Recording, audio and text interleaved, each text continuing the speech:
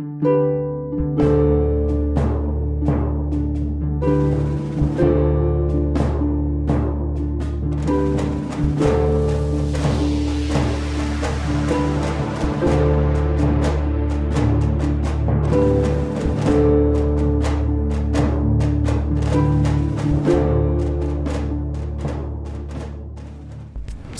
stands for constantly varying arc. The wheel path for the CVA suspension design will have a slightly rearward path up until sag, about 25% of travel.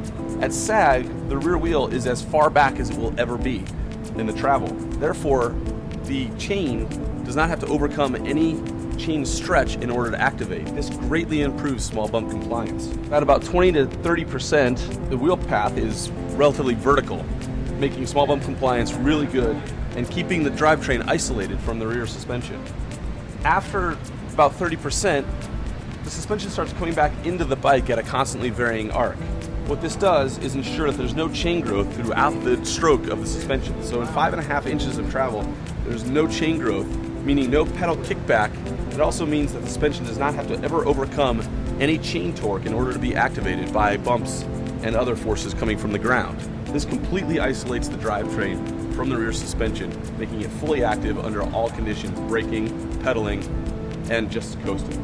The key to the system working on our bikes is that the CVA suspension design is ready to accommodate a much larger gear range than most suspension bikes. Most suspension bikes on the market are actually designed to work really, really well in the middle chain ring.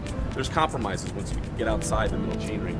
CVA suspension design is actually designed to work in a much broader range of gear choices, including the granny ring, so the CVA suspension design does not negatively affect the CVA suspension in any way.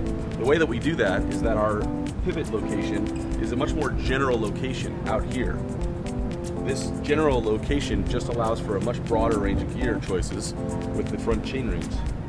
What happens is, when you're pulling on the chain forward, the forward forces of the chain, which are pulling on the axle of the rear wheel, send forces up the seat stay and down the chain stay. When the forces are sent up the seat stay, it actually wants to activate this linkage to move in its regular rotation. But when the forces are sent down the chain stay, it actually wants to activate the lower linkage, which is underneath the bottom bracket. The chain is trying to pull that linkage forward and down, trying to separate the two linkages from each other. These two forces cannot separate because of the connection of the rear triangle. The solid piece of the rear triangle keeps those two linkages from actually separating. So the chain is essentially pushing on a brick wall in this regard. Because of the general location of the pivot up here, in a much broader range of gear choices, the chain is essentially pedaling against this brick wall. So energy always travels in the path of least resistance, and in this case, the path of least resistance is turning the wheel.